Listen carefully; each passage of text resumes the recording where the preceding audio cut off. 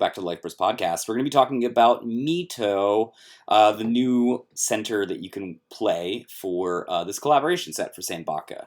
So, Mito had me head scratching for a while. It's the last one I built because I just genuinely had to take a while to try to figure out something that worked with it. In a lot of ways, it just feels like the worst version of like some of your black L rigs that you can do. It's got this confused, um, it's got this confused identity where it doesn't really know what it should be doing. It's not really a mill deck. It's not really a recursion deck. It's not really a combo deck. It took me a while to sort of sit with it and really think, what does it do that's different than other decks, and sort of try to figure out literally anything that could work with it. And eventually I did come to an idea that's a niche for it. And I have to stress, whenever I do these types of decks, I am pulling at trying to make this work. It works, but I don't think it works fantastically. But, you know, there's definitely people out there that are Mito stans, right? Like, and really love that VTuber. And so I wanted to try to give it some form of justice. And so this is the best kind of thing I could think of that would give it a niche. Its ability is basically you can collab with a Collab-Aliver, and you can get back one black Signy from your trash and put it on directly on your field. It's worse because you have to put it directly on your field. Arguably, if it was directly into your hand, it would be better. There's a few Signy that like go off of directly into the field, which we'll talk about in a second. But arguably, it's worse. The other thing that it does is that once per game, each player puts the top 10 cards of their deck into their trash, and then you target 3 cards in your trash with different names and put them back into your deck. So this basically means that you don't refresh, which is interesting. It's a nice fail-safe, but at the same time, it is it's almost like it could have been better if you refreshed out yourself, because then it gives you a little bit more control over options that you can do. But I suppose not being refreshed until your next turn, because you probably get refreshed your next turn, or during your opponent's turn if they have any form of mill, which most decks do, is not necessarily a super defensive thing. But it's fine, right? And we're going to try to use this the best we can. And the best way that I could possibly think to do is, well, if I'm milling myself 10, I probably want to use Death Deck. I'm also supported to wanting to play more mono black based on my L rig choice that I'll talk about in a second, but also because I need to bring black Signy back from the trash to the field. I really wish it was any Signy, but black Signy specifically back from the trash to the field. So I'm going to be a majorly black deck, which is cool. Death Deck works perfectly with that then, right? Death Deck also says that, you know, if you have 20 cards in your trash, you can -12 something, bring up to 2 Signy in your trash back to your hand that share a color specifically, and also put the top 10 of your opponent's cards into their trash. So the idea here is Mito is milling us. That's going to enable us to play Death Deck. We're going to mill the opponent 20, so they're definitely refreshing at least once now because of it. And then we're going to get some value off of it as well. After that, what we're going to do is, on your opponent's turn, we're going to play Machina Nebula. Now, the L-Rig thing doesn't matter. Don't look at the first ability, which is attached to an L-Rig from your trash as a soul. You have to do it. Just to be clear, you have to do it, but it's not part of the deck. The soul doesn't do anything for you. It's just part of the resolution. The important part is that you can pay to enter, and if you do, you shuffle 10 Signy that share the same color back from your trash into your deck if you do vanish target Signy on the opponent's field. So basically, this is what enables us to use Death Deck, and then subsequently heals us from using Death Deck. We need to make sure that we don't mill out immediately. And this is a good way to basically, after you do this, you have technically added 3 cards to your deck, right? And you've added the best cards that you can. So this is kind of interesting in the fact that you control what cards go back into your deck. Generally speaking, you'll end up having picked all 13 cards that go back into your deck at this point, so you can kind of control your deck from there. You can't stack it, but you can control what is in the deck, what's not in the deck. It's all going to be black, for instance, but it does matter that you can do that kind of thing.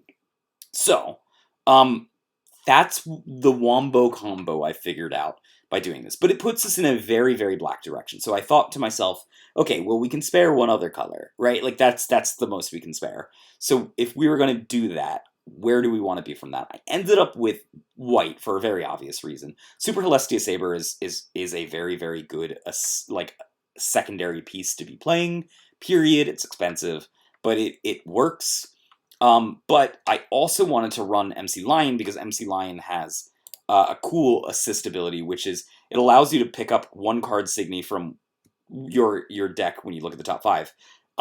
That shares a color with your center, and then one that doesn't share a color with your center. It shares with one of your assists. Luckily, since we're playing 2 black, this now allows us to take 2 black cards to hand. So it's a better version of draw for us because we can always take black cards back to our hand. And we're mostly black, right? With the very, very small exception of 4 towels and I guess 4 guards. The reason why I wanted to use this, and specifically this combo, is even though I'm not using a multicolor for my level 1, which kind of is poo-poo, I am using it for oodles. I did when I thought about being, alright, now I'm this mostly mono black deck. The biggest problem with that is you end up in a scenario where now you're like, ooh, the downside to this is that my level 3s are not super great. There's like a few good level 3s in black, but black is mostly a supportive color. It's not really a standalone color. So when I thought, what are my best black options? Oodles is in fact one of them. The fact that it's multicolored is just kind of gravy here, because it does mean that between between the 4 Tawul and the 4 Oodles, we actually do have access to enough white to run this this MC Line Disrespect and actually reliably get this 3rd trigger off. Granted, we're probably not going to have a ton of enter left over with these types of things, but we tried to make the rest of the deck freer or cheaper to use. The rest of the deck is supportive with some of the other abilities that are used.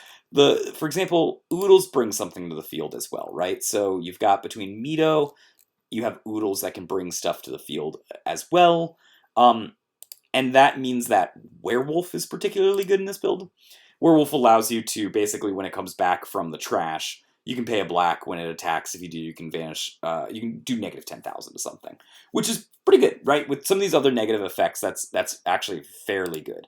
Between Oodles and Werewolf, you'll be able to basically get anything on the field, right? You'll be able to negative 8,000 something with Oodles, and then you'll be able to negative 10,000 a different Signy with Werewolf. You should be able to open up 2 lanes by that. If you need something more of a spread, you can always use Lucifer, which I think is genuinely probably one of the best reasons to be in mono black. It's negative 4,000 for this deck, which is actually really good. Negative 4,000 will kill most Signy, but when you pair it with Oodles, it'll basically kill all Signy. Because the Oodles negative 8,000 plus the 4,000 is actually the right number, unlike black is usually able to put together. That's negative 12,000, which could kill pretty much everything. The other things that you can do with this deck is, since you are milling yourself out quite a bit, and you also can control putting back a few Gamgin back into your deck. This is actually one of the times where Gamgin is actually probably one of the best Signy in your deck. It's only a 2-of because you want to mill it. You don't necessarily want to use it. So it is one of those things that's like, yeah, you do this to mill and then you get the negative 3,000 off. That's great. It saves you from having to do an Oigana at that point. But yeah, the deck functions well enough being mono black to run 4 Oigana and doesn't mind doing that. It uses a 1 salvage. The 1 salvage here is mostly to bring back Towel. The real weakness is Towel in the deck. Like, right, you want to try to do Oodles over and over and over again. You can only get that with Super Celestia Saber, and Nebula allows you to put it back in the deck, but it's not necessarily, a strong function. You theoretically can get another one back with Oodles, and then do, so that is actually a combo. You can play Oodles, do the whole Wombo combo, get Towel back, and then bring Umir back with Mito, which would then allow you to get a second Oodles out of your trash and put it into play, which is pretty cool. I mean, it's pretty cool. So there's some 1s per salvage here as well for that. We needed to keep the 1 salvage number low. The Anna, for example, is high because we're not trying to use so many spells. Between the 4 Towel, the 4 servants and the 1 once per salvage, it becomes a little bit more risky to Nebula here, but you should have enough in your deck that you should be able to Nebula with no problem. But I don't necessarily want to pop that number up to 10. It's one thing when it's 1/4 of your deck. The rest of the deck is just sort of there to support this combo that you're doing. None of it's really fantastic, but it's fine. Again, this is the best niche I could possibly think of by putting together and trying to power up Mito as well as I possibly could. It doesn't necessarily mean that, again, this deck is great, but it does have a very functional through line, and that's what I'm looking for when I'm trying to build a deck anyways, is a functional through line. If I can't find the functional through line, I just don't make it. And I think Mito just what it lacks in power, it does make up in clarity of deck direction. So I think it's a perfectly fine deck to try to play and probably win some of your locals at.